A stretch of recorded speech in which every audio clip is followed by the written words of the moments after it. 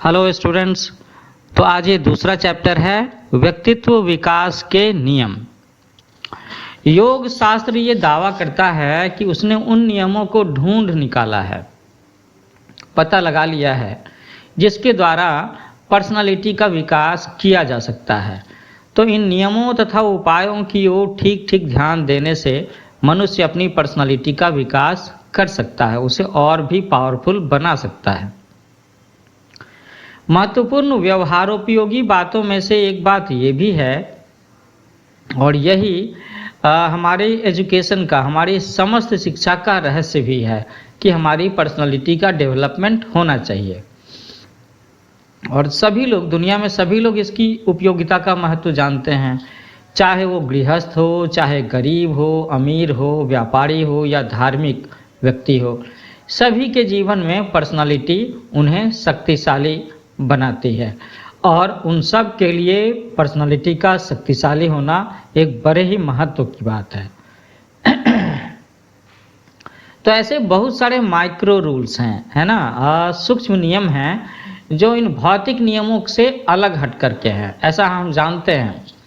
मतलब ये है कि भौतिक जगत, मानसिक जगत या आध्यात्मिक जगत, इस तरह की कोई नितांत स्वतंत्र सत्ताएं नहीं हैं। कहने का मतलब है कि हम ये जो फिजिकल वर्ल्ड की बात करते हैं, मेंटल वर्ल्ड की बातें करते हैं और एक स्पिरिचुअल वर्ल्ड की बातें करते हैं, तो ये सब के सब इंडिपेंडेंट अलग अलग दुनिया नहीं है। जो कुछ है वह सब एक तत्व है, एक एलिमेंट है, या हम ऐसा कहेंगे कि यह सब एक ऐसी चीज है जो नीचे की ओर मोटी होती जाती है, और जैसे जैसे ये ऊंची चढ़ती है, ऊपर की ओर जाती है, तो ये पतली या सूक्ष्म होती जाती है। और इसी में से जो सबसे सूक्ष्मतम चीज है, सबसे छोटी चीज माइक्रो लेवल पर, वही तो हमारा सोल है, वही तो हमारी आत्मा है। और जो सबसे मोटी चीज है, जो सबसे स्थूल है, वो हमारा शरीर है। तो जो पिंड अणु में है वही ब्रह्मांड में है, जो मैटर अणु में है वही तो यूनिवर्स में है ना।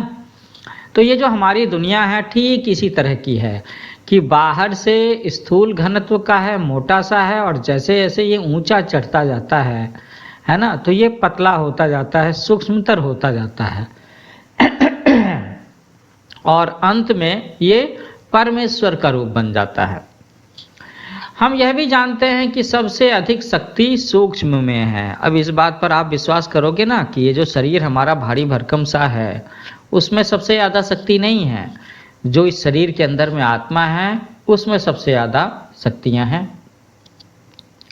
एक मनुष्य भारी वजन उठाता है, उसकी पेशियाँ, है ना, मांसपेशियाँ, मसल्स, वो फूल जाती हैं और संपूर्ण शरीर पर परिश्रम के चिन्ह दिखने लगते हैं कि वो फोर्स लगा रहा है, मेहनत कर रहा है।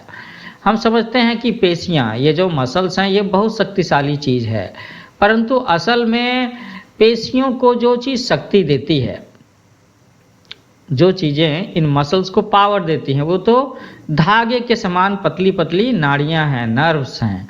और जिस क्षण इन तंतुओं में से एक का भी संबंध हमारे मसल्स से टूट जाता है, उसी क्षण ये सारी की सारी मसल्स बेकार हो जाती हैं। तो ये जो छोटी छोटी नाड़ियां हैं, किसी अन्य सूक्ष्मतर वस्तु से अपना शक्ति ग्रहण करती हैं, और वो जो सूक्ष्म चीज है, माइक्रो लेवल पर जो चीज है, वो अपने से भी पतली चीजें, अपनी से भी महीन सूक्ष्म विचारों से शक्ति ग्रहण करती हैं। और इसी तरह से ये साइकिल, ये क्रम चलता रहता है। इसीलिए कहते हैं कि वो सबसे माइक्रो एलिमेंट ही है जो शक्ति का अधिष्ठान है, उसका मालिक है, उसका ना मैन्युफैक्चरिंग सोर्स है। स्थूल में होने वाली गति हम अवश्य देख सकते हैं, परंतु सूक्ष्म में होने वाली गति हम नहीं देख सकते। जब स्थूल वस्तुएं गति करती हैं तो हमें उनका बोध होता है, और इसीलिए हम स्वाभाविक ही गति का संबंध स्थूल से जोड़ देते हैं। तो वास्तव में सारी की सारी शक्ति माइक्रो लेवल पर है, सूक्ष्म में ही है। सूक्ष्म में होने वाली गति हम नहीं देख सकते। शायद इसका कारण ये भी है कि वो गति, वो जो स्पीड है, इतनी गहरी होती है कि हम उसका अनुभव ही नहीं कर सकते। पर यदि कोई शास्त्र या कोई रिसर्च इन सूक्ष्म शक्तियों के ग्रहण करने में सहायता करे तो इन शक्तियों का परिणाम रूप यह व्यक्त होकर के विश्व ही हमारे अधीन हो जाएगा। इतनी शक्ति होगी हमारे पास में। अब लोग पानी का बुलबुला है, पानी का बुलबुला झील के तल से निकलता है, वह ऊपर आता है, परंतु जब तक वह सतह पर आकर के फूट नहीं जाता तब तक हम उसे देख नहीं सकते। इसी तरह विचार अधिक विकसित होने पर या कार्य रूप में जब तक कन्वर्ट नहीं हो जाते देखे जा सकते हैं। हम सदा यही कहा करते हैं कि हमारे कर्मों पर, हमारे विचारों पर हमारा अधिकार नहीं है, लेकिन यह अधिकार हम कैसे प्राप्त कर सकते हैं ये जरूर सोचना चाहिए। यदि हम इन सूक्ष्म गतियों पर नियंत्रण कर सकें, विचार के विचार बनने और कार्य रूप में कन्वर्ट होने के पहले ही उसको मूल रूप में अपने कंट्रोल में कर सकें, तो इन सब को नियंत्रित कर पाना हमारे लिए पॉसिबल होगा। अब यदि ऐसा कोई उपाय हो जिसके द्वारा हम इन सूक्ष्म कारणों और इन सूक्ष्म शक्तियों का विश्लेषण कर सकें, तो उन्हें समझ सकें और अंत में अपने कंट्रोल में कर सकें, तभी हम स्वयं अपना शासन चला पाएंगे। तभी हमारी पर्सनालिटी पर, हमारे व्यक्तित्व पर, हमारे शरीर पर, हमारा मन पर अधिकार होगा। और जिस मनुष्य का मन उसके अधीन होगा वो निश्चय ही दूसरे के मनों को भी अपने अधीन कर पाएगा।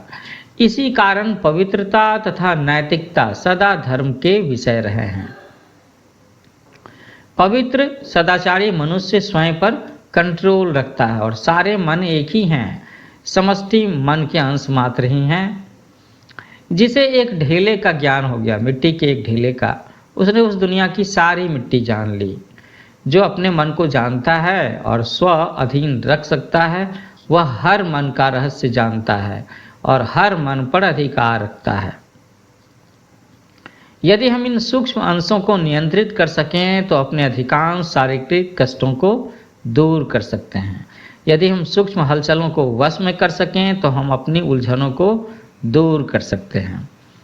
और यदि हम इन सूक्ष्म शक्तियों को अपने अधीन कर लें, अपने कंट्रोल में ले आएं, तो हमने जिंदगी की अनेक बहुत सारी फेलियर्स को, असफलताओं को टाल सकते हैं, रोक सकते हैं।